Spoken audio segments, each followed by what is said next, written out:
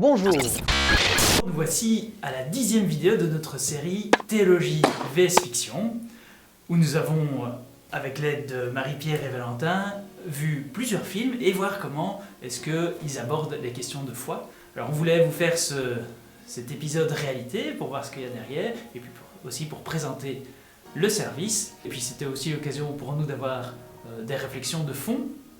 Et donc, peut-être qu'est-ce que ça induit pour vous, le fait de créer cette série vidéo? Enfin moi ça a changé un peu mon regard sur le film et peut-être sur le cinéma en général, sur la manière de voir les films. Quand on essaye de voir un petit peu l'image de Dieu dans un film, voilà, comment le réalisateur, quelque part, son idée de Dieu, son image de Dieu, eh bien moi j'aurais tendance a priori à voir un peu toutes les différences. Je dirais ah oui mais non en fait ils se trompent, c'est pas comme ça, Dieu n'est pas comme ça, Dieu n'est pas comme ça. Et puis en fait en travaillant sur Avatar, en lisant aussi sur ce sujet, enfin voilà les commentaires qui avaient déjà été faits sur la spiritualité ou la vision de Dieu dans Avatar, je me suis rendu compte qu'en fait il y avait aussi des choses qui sont semblables, donc qu'on peut quand même rattacher des idées qui sont dans le film à notre idée de Dieu en tant que chrétien catholique, quoi. Effectivement, ça nous fait réfléchir sur notre propre vision de Dieu, sur comment on peut se le représenter. Et du coup, chercher Dieu dans les films, c'est déjà un travail. Tous les films, évidemment, ne parlent pas de Dieu, mais il y en a quand même pas mal qui ont une certaine vision. Alors, soit vraiment d'un Dieu précis, ou alors d'une certaine philosophie, d'une divinité. Et donc, déjà, faire toute cette recherche-là, ça prend du temps. Et après ça, il faut se dire aussi, tiens, qu'est-ce que le film nous dit de sa représentation et qu'est-ce que nous, on peut en dire par rapport à notre vision chrétienne. Et donc, c'est vrai que ça nous fait aussi nous-mêmes réfléchir sur, tiens, comment je vois Dieu, comment je vois tel élément de notre religion. En fait, il y a une approche que j'aime beaucoup en théologie, c'est la théologie négative, c'est dire ce que Dieu n'est pas. C'est d'ailleurs plus facile quelque part. C'est, si Dieu existe, qu'est-ce qu'il ne peut pas être? Et donc on montre notamment la question de la vengeance, un Dieu qui punit, on le voit dans le conte de Monte Cristo, et on voit que la punition comme nous on l'entend, en tout cas en tant qu'être humain, ça mène à une impasse. Donc Dieu ne peut, même si c'est le Dieu des vengeances à un moment donné dans l'Ancien Testament, c'est pas la vengeance comme nous on l'imagine, et donc ça vaut la peine de dire c'est pas un Dieu qui se venge comme nous on pense que Dieu doit se venger. Et par rapport à l'agence, en fait je suis un grand fan de fantastique et de science-fiction parce que je trouve que ces imaginaires nous donnent justement à penser des choses hors du réel, parce que dans le réel on voit bien que Dieu n'est pas en train d'agir visiblement, il faut le chercher, il faut le faire en relecture.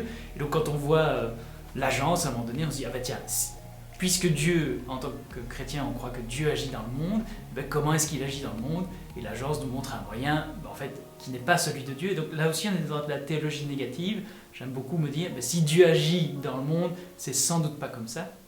Et en même temps, l'agence permet de travailler la question de qu'est-ce qu'on fait d'un Dieu qui sait tout. Et là, je trouve que l'agence apporte de belles réponses. On a un Dieu qui peut savoir tout, sans être forcément le directeur de marionnettes que nous serions. Donc là, l'agence joue sur les deux tableaux. Elle montre ce que Dieu n'est pas avec tous ses agents, et puis elle montre peut-être une façon dont Dieu peut savoir tout, avec un destin qu'il sait par avance, il connaît tous nos chemins, mais il ne nous force pas à en prendre un plus particulièrement. Moi, ce qui m'a interrogée dans Avatar, c'est le côté de Eywa, qui est à l'intérieur de la création, de sa création, à l'intérieur du monde d'Avatar. Et par contre, notre Dieu qui, lui, s'est retiré, il n'est plus tout à fait interne à la création. Mais je trouve que c'est un peu compliqué c'est pas si simple d'envisager ça, parce que l'action de Dieu, on peut quand même la voir. On a des tas de témoignages de l'action de Dieu dans nos vies, dans le monde, dans les témoignages de ceux qui l'ont rencontré. On peut toucher du cœur. On peut le toucher du cœur, Dieu, mais pour autant, il n'est quand même pas là en chair et en os. Sa présence est difficile à définir. Au niveau des Simpsons, c'est vrai que dans les Simpsons, on aborde la thématique souvent on peut opposer la foi et la science, c'est un peu le thème de l'épisode. Et là justement voir la complémentarité entre la foi et la science, ben c'est très beau. Voir aussi que notre foi n'est pas irrationnelle, n'est pas sortie de nulle part, et qu'en fait les deux se complètent. Donc ça c'est vraiment intéressant. Un autre exemple, dans le Tout Nouveau Testament, ben voilà, dans le film on voit une image de Dieu, d'un Dieu vraiment méchant, sans scrupules, pervers. Or nous, ben voilà, c'est vrai qu'on a notre Dieu miséricordieux, vraiment plein d'amour. Et voir ben, en fait vraiment l'antithèse nous permet de voir et de recentrer, de percevoir davantage qui est notre Dieu, qui est vraiment le Dieu d'amour, qui est là pour nous et pas contre nous.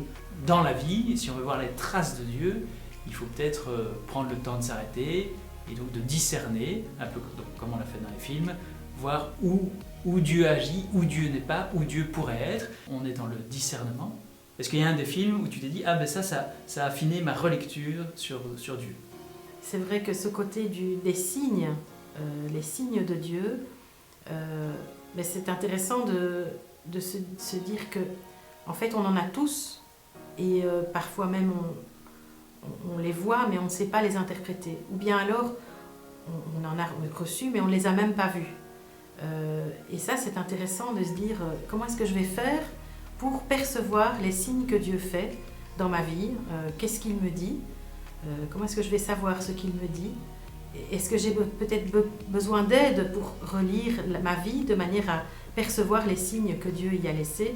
Et je pense qu'effectivement, on a souvent besoin d'un vis-à-vis, de quelqu'un qui nous aide à voir dans les événements de nos vies le fil rouge et les traces de Dieu. Les navis, ils ont cette sensibilité en eux qui leur permet de voir les signes de Ewa. Et nous, on a perdu cette sensibilité parfois. On a besoin de se mettre à plusieurs pour la retrouver. Pour moi, Dieu passe essentiellement par des rencontres et ça demande effectivement le temps de s'arrêter, d'écouter ce que le comte de Monte Cristo ne fait pas. Il arrive dans cette église, il prend la parole, il ne prend pas le temps de s'arrêter.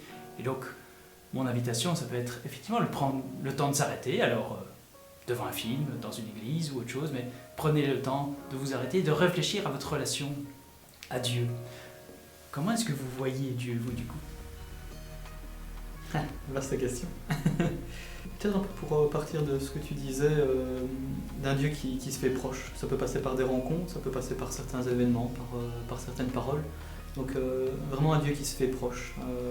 Ben voilà, on croit que Dieu s'est incarné en homme, vraiment, donc il s'est fait très proche de nous, et encore aujourd'hui, ben, il se fait proche de nous.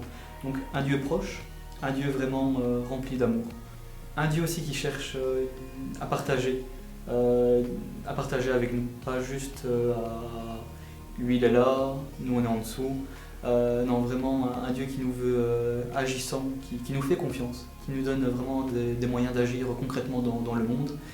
Pour moi, je dirais que le mot le plus présent dans ma représentation de Dieu, c'est la bienveillance. C'est super important. Comme j'ai écrit pas mal de petits sketchs ou bien des spectacles de marionnettes pour faire du catéchisme, eh bien c'est cette idée de bienveillance que j'essaye de mettre dans l'attitude ou les paroles de Dieu telles que je le représenterai dans tel ou tel sketch, ça peut être différent. Comment est-ce que moi je le perçois dans ma vie? Mais ici récemment, il y a pas mal de choses en ce moment, beaucoup de stress. Je me suis rendu compte que sans prendre un peu de temps avec lui, je ne m'en sortirais pas. Et le temps que j'ai pris avec lui dans une chapelle à l'adoration, ben, c'est un temps, je me suis aperçue, même si ce n'était pas très longtemps, ben, ça me remettait d'aplomb. Et cette bienveillance qu'il a, elle me restaure, elle me reconstruit, elle me redonne la force et la confiance. Nous sommes donc le service jeune du diocèse de Namur et Luxembourg. Nous espérons pouvoir vous rencontrer si vous habitez dans ces provinces ou même en Belgique.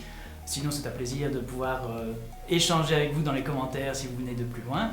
Et donc, n'hésitez pas à nous dire qu'est-ce qui fait que vous ne croyez pas en Dieu, qu'est-ce qui fait que vous croyez en Dieu, avec beaucoup de bienveillance. Et puis surtout, chez vous, n'hésitez pas à revoir les films que nous vous avons présentés. C'est l'occasion de discuter de Dieu. Sur notre chaîne YouTube, nous avons également une sélection de courts-métrages. Ça permet de raccourcir le temps de projection et de rallonger le temps de parole. Donc si vous avez envie d'avoir un échange spirituel qui commence rapidement, un petit court-métrage et puis un débat comme on l'a fait aujourd'hui. Au plaisir de pouvoir, à travers une vraie rencontre ou à travers un échange par des petits commentaires, partager nos visions de Dieu respectives. Et donc, je ne sais pas s'il l'a dit, mais lui, c'est Olivier, moi, c'est Marie-Pierre, et lui, c'est Valentin. Au plaisir, à bientôt.